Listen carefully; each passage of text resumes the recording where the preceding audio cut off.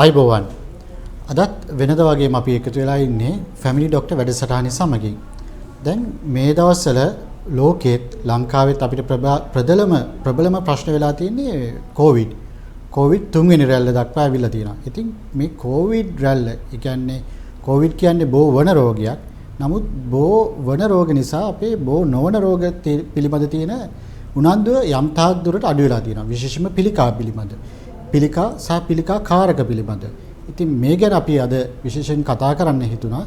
මේ ගැන කතා කරන්න අපේ මැදිරියට අපි ආරාධනා කරා ජාතික පිළිකා මර්ධන වැඩසටහනේ ප්‍රජා විශේෂඥ වෛද්‍ය සුරාජ් පෙරේරා මහතාව. අයිබෝවන් කියලා පිළිගන්නවා. ડોક્ટર සුරාජ්, අපේ මේ දැන් මේ පිළිකා, ඒ කියන්නේ ලංකාවේ ගත්තොත් ලෝකේ ගත්තොත් විශේෂයෙන්ම ලංකාවේ කොහොමද මේ පිළිකා තත්ත්වය කොහොමද පැතිරලා තියෙන විදිය? ඔව්දොමින්දු පිළිකාව අපි කතා කරපුවා පිළිකාව කියන්නේ තනි රෝගයක් නෙමෙයි. අපි සියලු දෙනාම දන්න පරිදි රෝග ගණනාවක එකතුවක්. එතකොට මේක ප්‍රධාන බෝනෝන රෝග අතර ප්‍රධාන රෝගී තත්ත්වයක් හැටියට පිළිකාව හඳුන්වන්න පුළුවන්. ඒතර අපි ලංකාව ගත්තොත් ලංකාවේ අවුරුද්දකට අපි අලුතෙන් පිළිකා රෝගීන් 30000ක් පමණ අඳුන ගන්නවා. මේ අවස්ථාවේ අපි 2019 20 වගේ සංඛ්‍යාලයකට අපි එකතු කරලා තියෙනවා. එතකොට අවුරුද්දකට 30000ක් විතර හඳුනා ගන්නවා. අපි අවසාන ප්‍රකාශයටපත් කර දෙන 2015 අවසාන දත්ත. ඉතින් ඒකෙත් බලපුවම අපිට පැහැදිලිව පෙන්නනවා 28967ක් අවුරුද්දකට අලුතෙන් අඳුනගෙන තියෙනවා. ඉතින් අපි මේක දිනකට කී දෙනෙක් වෙනවද කියලා බලපුවම දිනකට අලුතෙන් පිළිකා රෝගීන් 79 දෙනෙක් වගේ. ඒතර මේ 28967 365 බෙදලා ගත්තම දිනකට අලුතෙන් පිළිකා රෝගීන් 78 දෙනෙක් වගේ අලුතෙන් අඳුන ගැනීමක් තියෙනවා. ඒකට ඒ කියන්නේ අපි පහුගිය අවුරුදු 20 විතර වාර්තා අරගෙන බලපුවාම දිනෙන් දින පිළිකා රෝගීන් වාර්තා වීම වැඩි වෙමින් පවතින. ඒකින්ද මේ කොවිඩ් රෝගී තත්ත්වයේ යටතේදී වුණත් අපිට පිළිකාව පිළිබඳ අවධානය දිගටම පවත්වා ගැනීම වැදගත්. මොකද පිළිකා කතාවේදී අපිට බොහෝ පිළිකා අපිට වළක්වා ගන්න පුළුවන්. තවත් පිළිකා කලින් හඳුනාගත්තොත් නිසි ප්‍රතිකාර වලට යොමු වෙලා සුව කර ගන්න පුළුවන්. ඒ වගේම පිළිකාවට ප්‍රතිකාර කරන්න බල පිළිකාව තවදුරටත් විඳවිය යුතු රෝගී තත්ත්වයක් නෙමෙයි. ඒක නිසා අපි පිළිකාව පිළිබඳ දැනුවත් වීම සහ පිළිකා කාරක හඳුනාගෙන ඒවා වළක්වා ගැනීම කටයුතු කිරීම ඉතා වැදගත් වෙනවා. දැන් අපි පිළිකා ගත්තොත් මේක කාන්තාවන් සහ පුරුෂ පක්ෂය ඕන දෙනෙකුට හැදෙන්න පුළුවන්. අපි කාන්තාවන් අතර ගත්තොත් මොන වගේ පිළිකාද සුලභවම තියෙන්නේ? ඔව්. දැන් ඒක ගැන කතා කරද්දී අපි දැන් මම ඉස්සෙල්ලා පිළිකාව වාර්තා වීම කතා කළා. ඒතකොට ඒ වගේම පිළිකාවෙන් සිදුවන මරණ ගත්තමත් අවුරුද්දකට අලුතෙන් මරණ 13500ක් විතර සිද්ධ වෙනවා. අවසානයේට රෙජිස්ට්‍රාර් ජෙනරල් දෙපාර්තමේන්තුව තමයි ලංකාවේ මරණ වාර්තා කරන්නේ. එතකොට ඒ අවුරුද්දේදී 13517ක් මට මගේ මතකයේ හැටියට. එතකොට අපි ඒකත් තුන්සෙට පෙම් බෙදපුවා දිනකට මරණ 38ක් විතර වාර්තා වෙනවා. එතකොට පිළිකාවෙන් 78ක් අඳුන ගන්නවා අවුරුද්දකට. දිනකට අලුතෙන් 78ක් අඳුන ගන්නවා. දිනකට 38 දෙනෙක් පමණ මිය යනවා. ඒතකොට ඒක මේක වැදගත් රෝගී තත්ත්වයක්. ඊළඟට ඔබ සඳහන් කළා වගේ එහෙමනම් කාන්තාව අතර මොනවද බහුල පිළිකා තත්ත්ව, පිරිමින් අතර බහුල පිළිකා තත්ත්ව මොනවද කියලා අපි කතා කරමු වැදගත් වෙනවා. මෙහිදී විශේෂත්වයක් තියෙනවා. අවුරුද්දකට වැඩියෙන් පිළිකා අඳුනගන්නේ කාන්තාවන් අතර වුණාට අවුරුද්දකට වැඩියෙන් මිය යන්නේ පිරිමින් පිළිකාව නිසා මිය යන්නේ පිරිමින්ගේ. එතකොට අපි දැන් අපි ඔබතුමා අහුවේ ප්‍රශ්නේ කාන්තාව අතර බහුල පිළිකා මොනවද කියලා. එතකොට කාන්තාව අතර බහුල පිළිකා වෙන්නේ පියගු පිළිකාව තමයි අංක 1ට එන්නේ. ඔබ මේට කලිනුත් වැඩසටහන් වල සමන් දීලා ඇති. එතකොට පියගු පිළිකාව අවුරුද්දකට 4000ක් පමණ අලුතෙන් අඳුන ගන්නවා. කාන්තාවන් අතර. ඊළඟට තයිරොයිඩ් ග්‍රන්ථි පිළිකාව අවුරුද්දකට අලුතෙන් 2000ක් පමණ හඳුන ගන්නවා. ඊළඟට තුන්වෙනියට දැන් වාර්තාවෙන් පවතිනවා බඩවැල් ආශ්‍රිත මහාන්තය සහ ගුදමාර්ග ආශ්‍රිත පිළිකාව තමයි කාන්තාවත තුන්වෙනියට වැඩියෙන්ම වාර්තා වෙන්නේ. අවුරුද්දට 1300ක් විතර වාර්තා වෙනවා. ඊළඟට ගැප්ගල පිළිකාව. ගැප්ගල පිළිකාවත් කාන්තාවත අවුරුද්දකට 1000ක් විතර වාර්තා වෙනවා. ඉතින් මේ පළවෙනි පිළිකා කාන්තාවත පළවෙනි පිළිකා ටික ගත්තම අපිට සමහර පිළිකා අපිට වළක්වා ගන්න පුළුවන්. සමහර පිළිකා අපිට කලින් අඳුනගත්තොත් සුව කර ගන්න පුළුවන්. මම මෙතනදී අතුරු ප්‍රශ්නයක් අහන්නම්. ගැප්ගල පිළිකාව මීට ඉස්සෙල්ලා අපේ තුන්වෙනි ස්ථානයේ වගේ තිබුණේ. ඔව් ඒක දැන් ටිකක් අඩු වෙලා තියෙන්නේ යම්කිසි හේතුවක්. ඔව් ඇත්තටම ගැප් ගෙල පිළිකාව අපි කතා කරන්නේ වළක්වා ගැනීම හැකි පිළිකාව කියලා. ඒකට ඔබත් අපි සියලු දෙනාම දන්නා බවද ගැප් ගෙල පිළිකාව අපිට වළක්වා ගැනීම ක්‍රමවේද කීපයක්ම දැන් තියෙනවා. එකක් එන්නත් කරගෙන හඳුන්වා දීලා තියෙනවා. ඒතර HPV එන්නත තියෙනවා. ඒකට අපේ පාසල් වල 6 ශ්‍රේණියේදී මේ එන්නත ලබා දෙනවා දරුවන්ට. ඒකට දීර්ඝ කාලීනව අපිට ගැප් ගෙල පිළිකාව ඇතිවීම වළක්වා ගන්න පුළුවන්. ඊළඟට අපි සියලු දෙනාම දන්නා බවද සුවනාගී සායන හෝ එහෙම නැත්නම් පිළිකා කලින් හඳුනා ගැනීමේ සායන හරහා පැප් පරීක්ෂණය හෝ HPV පරීක්ෂණය තියෙනවා ගැප් ගෙල පිළිකා පූර්ව පිළිකා අවස්ථාවේදී හඳුනාගෙන නිසි ප්‍රතිකාර කරන සුව කර ගැනීම. ඒක නිසා මේ හේතුත් ඒට අමතරව අපේ කාන්තාවන්ගේ සමාජ ආර්ථික පෝෂණ තත්ත්වවල දියුණුව මේ හේතු සියල්ලම නිසා ගැප් ගෙල පිළිකාව අඩු වෙමින් පවතිනවා. ඒතර මේක ලංකාවේදී ඉතා ශීඝ්‍ර අඩුවීමක් පෙන්වන්න කරන. නමුත් අපේ ඉලක්කය වෙන්න මොකද ලෝක සෞඛ්‍ය සංවිධානය අපිට ඉලක්කයක් දීලා තියෙනවා 2030 වෙනකොට ගැප් ගෙල පිළිකාවේ වළක්වා පාලනය කරගෙන මේ තුරන් කිරීමේ කඩයිම කගල් රටවල් ළඟා විය යුතුයි කියලා. ඉතින් ගැප් ගෙල පිළිකාව කියන්නේ අපිට වළක්වාගෙන අපිට ගැප් ගෙල පිළිකාව බොහෝ දුරට අඩු කරගත හැකි පිළිකාවක්. ඉතින් ලංකාවත් දැන් ඒ දිශාවට යමින් පවතිනවා. දැන් ඕස්ට්‍රේලියාව වගේ රටක් බොහෝම ඉක්මනින් ඒ සාර්ථකත්වය ඇති කරගෙන ඒගොල්ලෝ බොහෝ ගැප් ගෙල පිළිකාව වළක්වාගෙන තියෙනවා. ඉතින් මේ හේතුව බලපාලා තියෙන ගැප් ගෙල පිළිකාව අඩු වෙන්න ඒ වගේම අනිත් පැත්තෙන් තයිරොයිඩ් ග්‍රන්ථි පිළිකාව සහ මහාන්ත සහ ගුද මාර්ග පිළිකාව වැඩි වෙමින් පවතිනවා. ඉතින් ඒ හේතුව නිසා ගැප් ගෙල පිළිකාව 4 වෙනි ස්ථානයට දැන් ගිහිල්ලා තියෙනවා කාන්තාව අතර. ඔබ කලින් සඳහන් කරා පිරිමින් අතර ඒ කියන්නේ මේ යන පිළිකාවලින් මේ යන ප්‍රතිශතය පිරිමින් අතර වැඩි කාන්තාවන්ට වැඩිය. ඉතින් කොයි වගේ පිළිකාද පිරිමි පාර්ශවයට තියෙන සුලභව? ඔව්. අපි පිරිමින්ගේ බහුලව හඳුනා ගන්න පිළිකා මොනවද කියලා ගත්තොත් එimhe පිරිමින්ගේ බහුලවම හඳුනා ගන්න පිළිකාව තමයි මුඛ පිළිකාව. ඊළඟට පෙනහළු පිළිකාව, ඊළඟට මහාන්ත ගුද මාර්ග පිළිකාව, හතරවෙනියට ගලනාල පිළිකාව, පස්වෙනියට පුරස්තිගන්ධ පිළිකාව වගේ තමයි වැඩියෙන්ම හඳුනා ගන්න පිළිකාව වෙන්නේ පිරිමින්ගේ අතර. පිරිමින්ගේ මරණ බලපුවහම පිළිකා නිසා සිදුවන මරණ බලපුවහම මම කලින් සඳහන් කළා වගේ කාන්තාවන්ට වඩා පිරිමින් අතර පිළිකා නිසා සිදුවන මරණ සංඛ්‍යාවෙන් වැඩි. ඒ වගේම මරණ වැඩියෙන්ම සිදුවෙන්නේ පෙනහළු පිළිකාව නිසා, දෙවෙනියට මුඛ පිළිකාව නිසා. මේ පිළිකා කාන්තාවයන්ගෙන් හරි පිරිමින්ගේ හරි පිළිකා ඇති වෙන්නේ කොයි වගේ හේතුද බලපාන්නේ? ඔව්. එතකොට මේක හරි වැදගත් මේක කතා කරන්නේ. මොකද මේ අසාසින ඔබ සැමම දැනගත යුතු වෙනවා. මොකද අපිට පිළිකාවෙන් බොහෝමයක් පිළිකා අපිට වළක්වා ගන්න පුළුවන්. එහිදී දැන් පිරිමින්ගේ ගත්තාම පිරිමින්ගේ අංක 1 2 පිළිකා දෙකම වළක්වා ගැනීම හැකියාව තියෙන පිළිකා. එතකොට මුඛ පිළිකාව අපි දන්නවා බුලත් පිටේ අඩංගු දුම්කොළ සහ පුවක් දෙකම පිළිකාකාරකයි. එතකොට දෙවෙනියට හේතු වෙන පිළිකාකාරක නිසා මුඛ පිළිකාව ඇති කිරීමට ඍජුව දායකත්වයක් දරනවා. ඒට අමතරව දුම්පානේ මුඛ පිළිකාවටත් පිරිමින් අතර දෙවෙනියට බහුල පිළිකාවන පෙනහළු පිළිකාවටත් ප්‍රධානම හේතුවක් වෙලා තියෙනවා දුම්පානේ. මේ වලින් වැළකීම ඉතා වැදගත් වෙනවා. ඉතින් මම හිතන්නේ අපි වළක්වා ගැනීම සහ පිළිකා කාර්ය ගැන කතා කරද්දී අපි කෙටියෙන් කොහොමද පිළිකාවක් ඇති වෙන්නේ කියලා කතා කළොත් හොඳයි. ඉතින් දැන් පිළිකාවක් ඇති වෙන්නේ අපි දන්නවා අපේ ශරීරයේ ගොඩනැගිලා තියෙන කුඩාම එකකේ තමයි සෛල. සෛලවල තියෙනවා සෛලවල අපේ ශරීරයේ ලක්ෂණ පාලනය කරන්නේ සෛලවල න්‍යෂ්ටියේ තියෙන ජාන. මේ ජානවල ඇති වෙන වෙනසක් මගින් තමයි අසාමාන්‍ය සෛල ඇතිවීමක් ඇති වෙන්න පුළුවන්. එතකොට මේ ජානවල වෙනස පාරම්පරික හේතු නිසාත් ඇති වෙන්න පුළුවන්. එහෙම නැත්නම් අපි කතා කරන අපේ චර්යාගතය වැරදි පුරුදු නිසා, එහෙම නැත්නම් අප ජීවත් වන පරිසරයේ අවදානම් සහිත තත්ත්ව නිසා, එහෙමත් නැත්නම් තවම හේතුව සොයාගන්න නැති හේතු නිසා, එහෙම නැත්නම් අහඹු ලෙස මේ අපි කියන රැන්ඩම් ඔකරන්ස් කියලා. එතකොට මේ සෛලයේ ජානවල වෙනසක් ඇති වෙන්න පුළුවන්. මේ ජානවල වෙනසක් ඇති වුණොත්, සෛලයේ න්‍යෂ්ටි තියෙන ජානවල වෙනසක් ඇති වුණොත් ඒ හේතු නිසා අසාමාන්‍ය සෛල වර්ධනයක් ඇති වෙන්න පුළුවන්. ඒකට අපි කියනවා පිළිකාවක් අපි සරල වන්දිනොත් සඳහන් කරන්නේ ශරීරයේ ඇතිවන අරමුණක් රහිතව පාලනයකින් තොරව සිදුවන අසාමාන්‍ය සෛල වර්ධනයක් කියලා. හැබැයි මේ අපි කතා කරපු මේ ජානවල වෙනස ඇති වූ පමණින්ම පිළිකාවක් දක්වා එහෙ වර්ධනය වෙන්නේ නැහැ.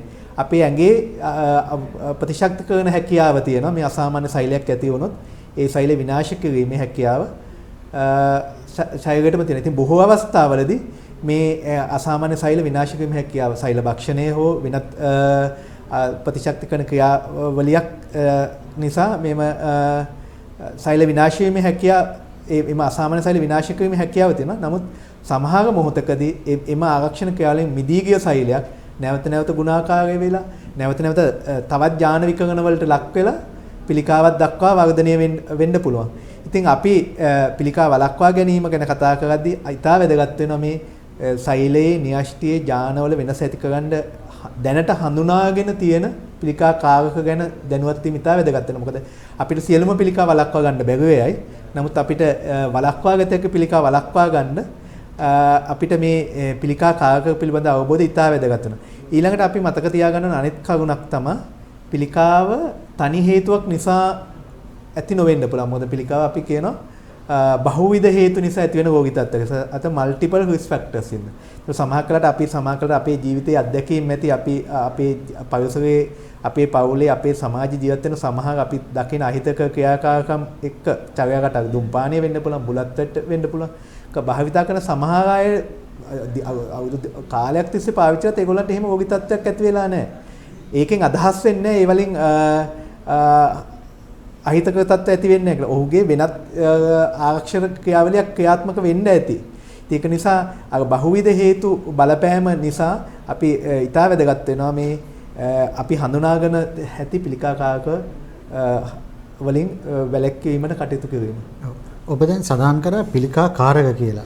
මොනවද කොයි වගේවද පිළිකා කාරක විදියට ඒ කියන්නේ මේ දිනවල අපිට විශේෂයෙන් දකින්න පුළුවන්. ඇත්තටම පිළිකා කාරක කියපුවම පිළිකා කාරක ගොඩක් තියෙන්න පුළුවන්. මොකද මේ දවස්වල අපි සියලු දෙනාම මේ කොවිඩ් වසංගතයට නැවත තුන්වෙනි රැල්ල පැමිණීමට පෙර අපි අපේ මාධ්‍ය අතර සහ අපේ ජනතාව අතර බහුලව කතා වුණා මේ ඇෆ්ලාටොක්සින් පිළිකා කාරකයේ සම්බන්ධයට. ඇෆ්ලාටොක්සින් එක පිළිකා කාරකයක් තමයි.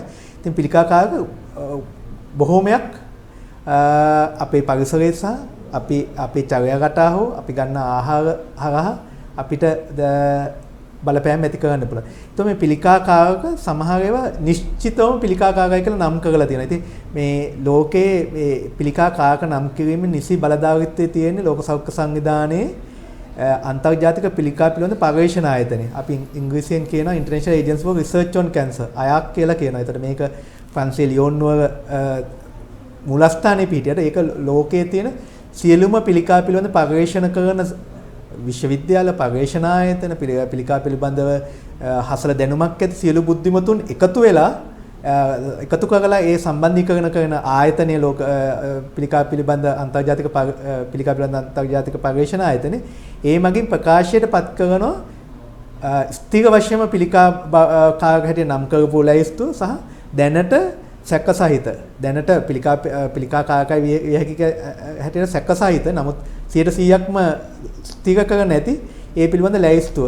ඉතින් මේ ලැයිස්තුව තමයි ප්‍රධානම පිළිගත් සාක්ෂි හැටියට සඳහන් වෙන පිළිකා කාරක සම්බන්ධව. ඒතකොට හැම පිළිකාවකටම ඔවුන් මොනවද පිළිකා කාරක මොනවද කියලා නම් කරලා ස්ථිර වශයෙන් පිළිකා කාරක මොනවද සැක සහිත පිළිකා කාරක මොනවද කියලා නම් කරලා තියෙනවා. අපි ඔබ සමහර කලාවට අන්තර්ජාලයේ භාවිතා කරනවා නම් දන්නවා ඇති group A carcinogen, group 2 group 1 carcinogen, group 2 carcinogen කියලා කියන්නේ group 1 carcinogen කියන්නේ සම්පූර්ණයෙන්ම ස්ථිර වශයෙන් තහවුරු කරන ලද පිළිකා කාරක. ඒතකොට දුම්බැටි වල අඩංගු දුම්බැටිය අඩංගු රසායනික වර්ග ගණනාවක් ස්ථිර වශයෙන්ම පිළිකා කාරක කියලා නම් කරලා තියෙනවා. පුවක් වල අඩංගු ඇල්ඩිහයිඩ් වර්ග 4ක් පිළිකා කාරක හැටියට නම් කරලා ස්ථිර වශයෙන් නම් කරලා තියෙනවා. group 1 carcinogen හැටියට. ඒතකොට අපි ඉදිරියේදී තව දීර්ඝව කතා කරමු ඒ සම්බන්ධව. ඒතකොට ඇෆ්ලාටොක්සින් උත් මේ group 1 carcinogen එකක් හැටියට අක්මා පිළිකා ඇති කරන ප්‍රධාන පිළිකා කාරකයක් හැටියට නම් කරලා තියෙනවා. ඒතකොට ඒක සැකෙන් තොරව අවිවාදාත්මක සැකෙන් තොරව නම් කරලා තියෙනවා මේ group 1 carcinogen කියන එක. අද අපේ සාකච්ඡාව කරගෙන යන්නේ පිළිකා සහ පිළිකා කාරක පිළිබඳ. ඉතින් දිනකට නව පිළිකා රෝගීන් 78ක් හමු වෙන අතර එයින් 38ක් පමණ මිය යනවා. ඉතින් අපි මේ ගැන ඒ කියන්නේ පිළිකා කාරක ගැන තව වැඩිදුර සාකච්ඡා කරමු, කතා බහට ලක් වෙමු. ඉතින් අපි මද විරාමයකට ගිහිල්ලා නැවත පැමිණෙමු.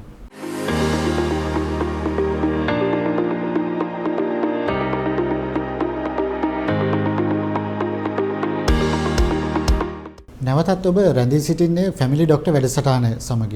අද අපි කතා කරන්න යෙදුනේ පිළිකා සහ පිළිකා කාරක පිළිබඳව. මෙච්චර වෙලා අපි සාකච්ඡාවට බඳුන්නේ පිළිකා කාරක ගැන. අපේ සාකච්ඡාවට සම්බන්ධ වෙලා ඉන්නවා ජාතික පිළිකා මර්ධන වැඩසටහනේ විශේෂඥ වෛද්‍ය සුරාජ් පෙරේරා මහතා. ඉතින් අපි සාකච්ඡා කරේ පිළිකා කාරක. කියන්නේ අන්තිමට කතා කරේ ඇෆ්ලටොක්සින් පිළිබඳ. මේ වගේ තව පිළිකා කාරක තියෙනවද? ඇත්තටම මමත් කලින් සඳහන් කළා අන්තර්ජාතික පිළිකා පිළිබඳ අන්තර්ජාතික පර්යේෂණ ආයතන ප්‍රකාශයට පත් කරනවා කියලා group 1 carcinogens සහ group 2 carcinogens. ඒතර group 1 කියන්නේ සම්පූර්ණයෙන්ම පිළිකා කාරක කියලා ඔප්පු කරලා තියෙන. එතකොට මේ ලිස්ට් එක වරින් වර ඒගොල්ලෝ යථාවත් කරනවා. දැන් මම අද මේ වැඩසටහන පැමිණෙද්දී අද මම අන්තර්ජාලයට ගිහිල්ලා අද දිනෙට යථාවත් කරලා තියෙන ලිස්ට් එක ගත සාමාන්‍ය මාස 3-4කට සැරයක් ඒගොල්ලෝ යථාවත් කරනවා. ඔබත් අයාක් වෙබ්සයිට් එකට ගියොත් International Agency for Research on Cancer අයාක් වෙබ්සයිට් එකට ගියොත් මේ ලිස්ට් එක ඩවුන්ලෝඩ් කරගන්න පුළුවන්. ඉතින් මේකේ සඳහන් වෙනවා එක පිළිකා වර්ගය අනුව ඒ පිළිකා වර්ගයට මොනවද දැනට හඳුනාගත ඇති පිළිකා කාරක මොනවද කියලා. ඉතින් අපි ලිස්ට් එකේ උඩින්ම බැලුවොත් මුඛ පිළිකා සම්බන්ධව තියෙනවා. ඒතකොට ලිස්ට් එකේ පෙන්නලා තියෙනවා alcoholic beverages, betel quid with tobacco, betel quid without tobacco, human papilloma virus type 16, smokeless tobacco and tobacco smoking. ඒ ටික තමයි සඳහන් කරලා. ඒතකොට අපි දන්නවා දුම්පානේ ඊළඟට දුම්කොළ සැපීම බුලත් පිට. එතකොට බුලත් පිට දුම්කොළ සහිත බුලත් පිට වෙන්න පුළුවන්. දුම්කොළ රහිතව වුණත් අපි පුවක් භාවිතා කරන නිසා ඒක වෙන්න පුළුවන්. ඉතින් ඒ වගේ පිළිකා කාරක ඊළඟට මත්පැන්. එතකොට මත්පැන් alcoholic beverages. එතකොට මත්පැන් පිළිකා කාරකයක් හැටියට ආහාර මාර්ගයේ මුඛයේ සිට ආහාර මාර්ගයේ පුරාම ක්‍රියාත්මක වෙනවා. මොකද මත්පැන් වල අඩංගු අපි දන්නවා එතනෝල් පිළිකා කාරකයක් නොවුනට එතනෝල් මෙටබොලිසම් එක පරිවෘතියෙන් ඇසිටල්ඩිහයිඩ් බාටපත් වෙනවා. එතකොට ඇසිටල්ඩිහයිඩ් පිළිකා කාරක වෙනවා. එතකොට මුඛයේ තියෙන රසායනික තත්ත්වය හෝ මුඛයේ සිටින ශුද්ධ ජීවීන් නිසා මේ එතනෝල් ඇසිටල්ඩිහයිඩ් බවට හැරෙන්න පුළුවන්. ඒතර මුඛයේදී වෙන්න පුළුවන්, ආහාර මාර්ගය තුලදී වෙන්න පුළුවන්. එතකොට කෙලින්ම මුඛයට හෝ ආහාර මාර්ගයට පිළිකා කාරක හැටියට කටයුතු කරන්න පුළුවන්. ඒ වගේම ඒක අවශෝෂණය වෙලා අක්මාවට ගියොත් අක්මාවේදීත් ඇසිටල්ඩිහයිඩ් බවට පරිවෘතිය සිදුවීම නිසා පිළිකා කාරක හැටියට කටයුතු කරන්න පුළුවන්. ඉතින් ඒක තමයි අපි දන්න තව පිළිකා කාරක කීපයක්. ඒට අමතරව අපි දැන් දුම්පානය ගැන සඳහන් කරා දුම් වැටියේ පිළිකා කාරක ගණනාවක් රසායනික ද්‍රව්‍ය ගණනාවක්ම තියෙනවා. එතකොට අපි මේකේ පෙනහළු සම්බන්ධව ගත්තොත් රසායනික ද්‍රව්‍ය ගණනාවක් සඳහන් කරලා තියෙනවා. මේ රසායනික ද්‍රව්‍ය ගොඩක් දුම්පානය නිසා වෙන්න පුළුවන්. එහෙම නැත්නම් අපේ නිවස ආශ්‍රිතව හෝ බාහිර පරිසරයේ වායු දූෂණය ගෘහස්ත වායු දූෂණය හෝ බාහිර වායු දූෂණයෙන් හින්දා වෙන්න පුළුවන් මේ පිළිකා කාරක ශරීරගත වීමේ හැකියාව තියෙන. ඒක නිසා වායු දූෂණය අවම කර ගැනීම විශේෂයෙන්ම ඉතා වැදගත් වෙනවා. විශේෂයෙන්ම ප්ලාස්ටික් සහ රබර් මේ පුච්චනකොට ඒ වගේ පිළිකා කාරක හැකියාව තියෙනවා. ඉතින් ඇත්තටම දැන් ඕපන් බර්නින් තහනම් කරලා තියෙන්නේ මේ ප්ලාස්ටික්, රබර් සහ පොලිතීන් දහනය කිරීම. නමුත් නීතියෙන් තහනම් කරනවා අපි දකින සමහර කලාවට තවමත් ඒ දේවල් කෙරෙනවා. ඉතින් මේ හරහා ඩයොක්සින් ඇතුළු විවිධ පිළිකා කාරක අපේ පරිසරයට නිදහස් වෙන්න පුළුවන්. ඉතින් මට ඇත්තටම අත්දැකීමක් තියෙනවා මා ළඟට පැමිණි එක රෝගියෙක් ඔහු ගෙදර ගෘහස්ත කර්මාන්තයක් හැටියට රබර් බුෂ් නිවස තුලම තියාගෙන රබර් බුෂ් හදන කර්මාන්තයක් කරගෙන ගියා. ඔහු ඇත්තටම දිගු කාලයක් ඒ රබර් දහනය වීම නිසා ඇතිවෙන දුමට නිරාවරණය වෙලා තිබුණා. ඉතින් ඒ සමගම ඔහු දුම්පානය කරන තැනැත්තෙක්. ඒකට අවදානම තවත් දෙගුණ තෙගුණ වෙලා තියෙනවා. ඒක නිසා හරි වැදගත් මේ වායු දූෂණය වෙන රසායනික ද්‍රව්‍ය වලින් වායු දූෂණයෙන් වළක්වා ගැනීමට කටයුතු කිරීම. එතකොට ඒ වගේම මේ දවස්වල මම හිතන්නේ මේට කලිනුත් රූපවාහිනී වැඩසටහනකදී සඳහන් වෙලා තිබුණා මේ අපේ ජංගම දුරකථන සම්බන්ධව. මොකද ජංගම දුරකථන පිළිකා කාරකද කියලා. ඒතකොට මේක බොහෝ පරීක්ෂණ වලට වාර්තා වෙච්ච තත්ත්වය. මොකද අපි දන්නවා අපි අධ්‍යාපන කටයුතු අපි ඉගෙනගෙන තියෙනවා ඔබ සියලු දෙනා විද්‍යුත් චුම්බක තරංග ක්ෂේත්‍රය. ඒතකොට විද්‍යුත් චුම්බක තරංග ක්ෂේත්‍රයේ එක කොටසක් තියෙනවා අයනීකృత විකිරණ, තව කොටසක් තියෙනවා අයනීකృత නොවන විකිරණ. දැන් ඔය ගැමා රේඩියේෂන්, එක්ස්-රේ රේඩියේෂන්, එක්ස්-රේ ගැමා රේස් වගේ ඒවා අයනීකృత විකිරණ. ඒතර අනිවාර්යයෙන්ම පැහැදිලි ඔප්පු කරලා තියෙනවා ඒ වලින් නම් පිළිකා ඇති කරනවා කියලා. ඉතින් පෙනහළු පිළිකා වෙන්න පුළුවන්, තයිරොයිඩ් ග්‍රන්ථි පිළිකා වෙන්න පුළුවන්, පියගු පිළිකා වෙන්න පුළුවන්. ඉතින් පාලනයකින් තොරව එක්ස්-රේ රේඩියේෂන් වලට නිරාවරණය වීම හින්දා හෝ ගැමා රේඩියේෂන් වල නිරාවරණය වීම නිසා පිළිකා ඇති කරවන්න පුළුවන්. ඒතර අපි මේ ජංගම දුරකථන හෝ ජංගම දුරකථන කුළුණු සම්ප්‍රේෂණ කුළුණු ආශ්‍රිතව යම්කිසි විද්‍යුත් චුම්බක තරංග ක්ෂේත්‍රයක් තියෙනවා. හැබැයි දැනට සඳහන් වෙන්නේ මේ අයනීකృత නොවන විකිරණ නිකුත් වෙන තත්වයක් නිකුත් වෙනවා මේ දේවල් වලින්. ඩිරෙක්ට් පිළිකා කාරක කියලා අර group 1 කාසිනෝජන් කියන ගොන්නට දාලා නැහැ. හැබැයි මේ ලයිස්තුවේ අර limited evidence කියන ඒකට ඇතුල් කරලා තියෙනවා මේ ජංගම දුරකථන. ඉතින් ලෝක සෞඛ්‍ය සංවිධානයේ මේ පිළිකා පිළිබඳ අන්තර්ජාතික පර්යේෂණ ආයතනය දැනට දෙන උපදේශ දීර්ඝ දුරකථන සංවාද වලින් වළකින්න කියන එක උපදේශක් ඇටියට දෙනවා. ඒකින්ද ඒක හරි වැදගත්. ඊළඟට කුඩා දරුවන්ට ජංගම දුරකථන භාවිතා කරන්න දෙන්න එපා. මොකද ඔවුන්ගේ මොළයේ ආරක්ෂිත පටල හරියට වර්ධනය වෙලා නැති නිසා භාවිතා කරන්න දෙන්න එපා කියලා කියන විශේෂයෙන් ගෘහස්ත නිදා ගන්නකොට වගේ ජංගම දුරකථන ළඟ තබා ගැනීම වගේ වළකින්න කියලා උපදෙස් දෙනවා. මොකද විද්‍යුත් චුම්බක තරංග ක්ෂේත්‍රයට නිරාවරණය වීමේ හැකියාව වැඩි නිසා. ඒකම දැන් බඩවැල් වල නැත්නම් මහාන්ත්‍රය කුඩාන්ත්‍රය වගේ බඩවැල් වල කොයි වගේ පිළිකා කාරක නිසාද පිළිකා ඇති වෙන්න පුළුවන්? ඔව් දොමින්ද හොඳ ප්‍රශ්නයක් කරනවා. මොකද ලෝකයේ අනුමාන කරනවා ඉදිරි වර්ෂ 10-20 ඇතුළත ලෝකයේ බහුලතම පිළිකා වීමේ අවදානම තියෙනවා කියලා මේ බඩවැල් ආශ්‍රිත පිළිකා, මහාන්ත සහ ගුදමාර්ග ආශ්‍රිත පිළිකා. ඉතින් මේක සමහරක් වෙලාවට සමහර අය තර්ක කරනවා එහෙම කියන්නේ මේ දුම්පානයේ ආධිනව අපි අඩු කරයිද අපි මේක ගැන කියලා. නමුත් දුම්පානයේ අවදානම එහෙමම තියෙනවා. මොකද පෙනහළු පිළිකා තමයි ලෝකයේ තවමත් අංක 1 පිළිකාව. නමුත් මේ ආහාර රටාවේ ගැටලු සහගත තත්ත්ව නිසා මොකද පිළිකා කාරකවල නිරාවරණීමේ හැකියාව ගොඩක් වැඩි වෙලා තියෙනවා මේ ආහාර පුරුදු වල තියෙන අපේ ආහාර ආශ්‍රිත ගැටලු නිසා. ඒකින්ද අපේ දත්වලත් පැහැදිලිව පෙන්වුම් කරලා තියෙනවා. දැන් කාන්තාවන්ගෙත් පිරිමින්ගෙත් දෙගොල්ලන්ගෙම අංක 3ට වාර්තාන පිළිකාව හැටියට මහාන්ත ගුදමාර්ග පිළිකාව වාර්තා වෙලා තියෙන නිසා ඉතින් මම හිතන්නේ හේතු ගණනාවක් තියෙනවා. ඉතින් අපි කියනවා පුළුවන් තරම් ස්වභාවිකත්වයට සමීප ආහාර ගන්න කියලා. ඊළඟට විවිධ වර්ණයෙන් යුතු ආහාර වර්ග නැවුම් ආහාර භාවිතා කරන කියලා. ශාක ආහාර බහුලව භාවිතා කරන. මොකද ශාක ආහාර වල ප්‍රතිඔක්සිකාරක ගුණ බහුලයි. ඒතර ප්‍රතිඔක්සිකාරක මේ පිළිකා ඇතිවීමේ ක්‍රියාවලියේ විවිධ ස්ථානවලදී මැදිහත් වීම කරලා පිළිකාවක් අවදානම අඩු කරනවා. ඇන්ටිඔක්සිජන් මගින්. ඉතින් අපි මේ ශාක ආහාර එළවලු පළතුරු පලා වර්ග භාවිතය අඩුවීම අවදානමක් ඇති කරලා තියෙනවා. ඒ වගේම අනිත් පැත්තේ මේ සකස් කළ මස් වර්ග. එතකොට මේ ලයිස්තුවේ අනිවාර්යයෙන්ම සඳහන් කරලා තියෙනවා ආහාර මාර්ගයේ පිළිකාවලට මේ සකස් කළ මස් භාවිතය අවම කරන්න කියලා. මොකද විශේෂයෙන් මේ මෑතකදී තමයි ලෝක සෞඛ්‍ය සංවිධානයේ එකතු කරන ලැබුවේ ආහාර මාර්ගයේ පිළිකාවලට විශේෂයෙන් මේ සොසේජස් වර්ග ආහාර මාර්ග පිළිකාව පිළිබඳ අවධානය වැඩි කරනවා. මොකද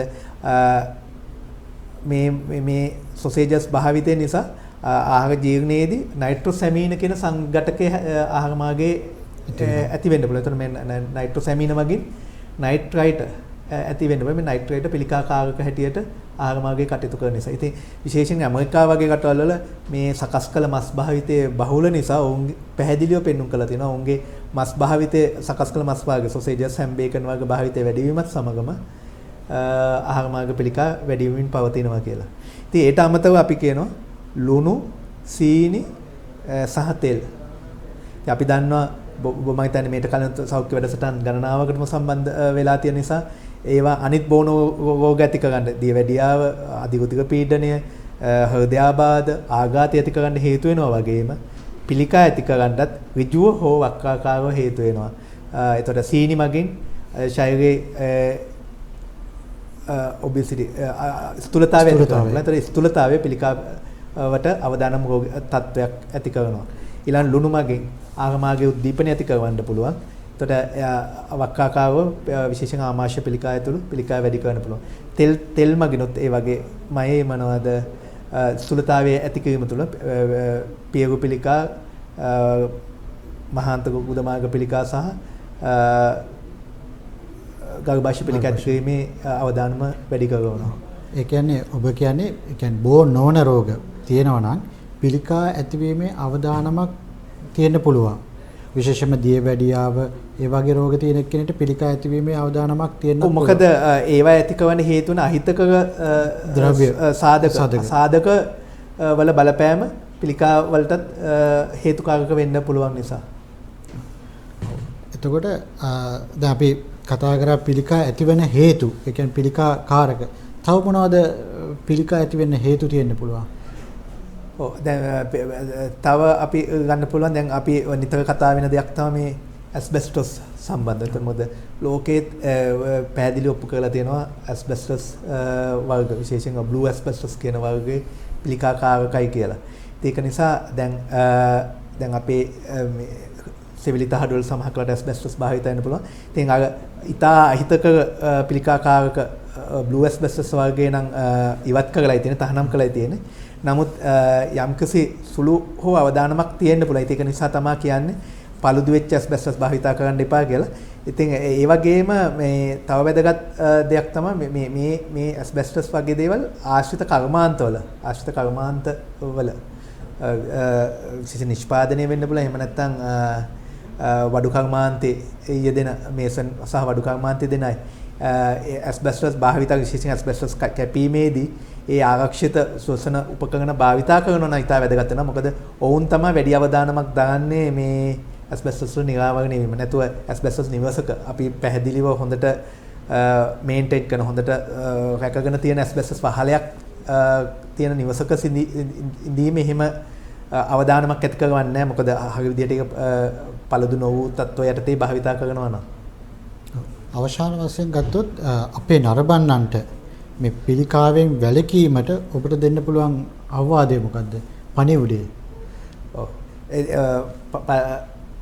වැදගත්ම පණිවුඩ තමයි අපි දැනටමත් දන්න ප්‍රධාන හඳුනාගත අවදානම් සාධකවලින් අපි වැළකීම වැදගත් වෙනවා. ඒ වගේම අපේ පවුලේ අනිත් අය අතර දුම්පානේ, මත්පැන් භාවිතය, ඒ වගේම අනාරක්ෂිත ආහාර රටාව, ඒ වගේම අනාරක්ෂිත ලිංගික ක්‍රියාකාරකම් පව පිළිකා ඇති කරන්න හේතු වෙනවා. මොකද පැහැදිලිව පෙන්눔 කරලා තියෙනවා අනාරක්ෂිත ලිංගික සම්බන්ධතා හරහා හෙපටයිටිස් B ශරීරගත වෙන්න පුළුවන්. ඒතකොට හෙපටයිටිස් B හරහා හෙපටයිටිස් B ශරීරගත වීම හේතු කොටගෙන දිගු කාලීනව අක්මා පිළිකා ඇති කරවන්න පුළුවන්.